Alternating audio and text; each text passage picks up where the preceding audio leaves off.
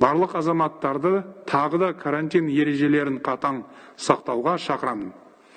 Індетпен күрестің нәтижелі болуы ең алдымен барша жұрттың саналы әрекеті мен жауапкершілігіне байланысты.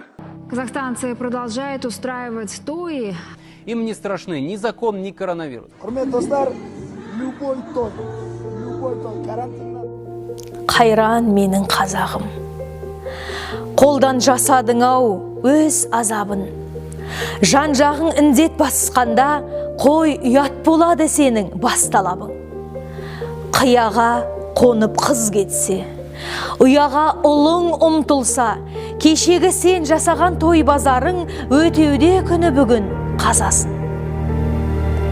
Тойдан бір қалмаған қазағым. Мәйтке толдау мола мазарың. Шақырған жерден қалдым деп, шақырмаған жерге ерте аттанып барасың.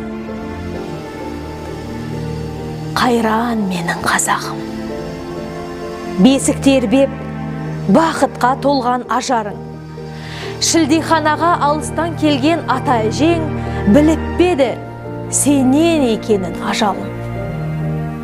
Ұят деп, ұяттан безген қазағым. Арың мен абыройдан судай тазасың. Аманшылық кездескенге не жетсін, үйде отырып, батасын алып қарияның.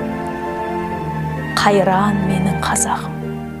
Өлімнен биік ұятты ұстап, қайда асығып барасың? Шалдықсаң дертке байқаусыз, себебін басқадан іздеп жатасың. Қазағым, ей қазағым, ұяттан жұрдай мына күн.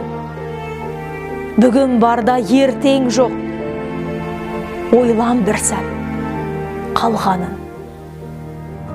Қартаймаяқ қара жабар жаман індет, жаңа залал меймандарсыз, мейрамдармен жамағатсыз жаназалар зиян қылды, зұлым көрші мүминдерге тұғыр берші, алғаныңа жәннет сыйлы.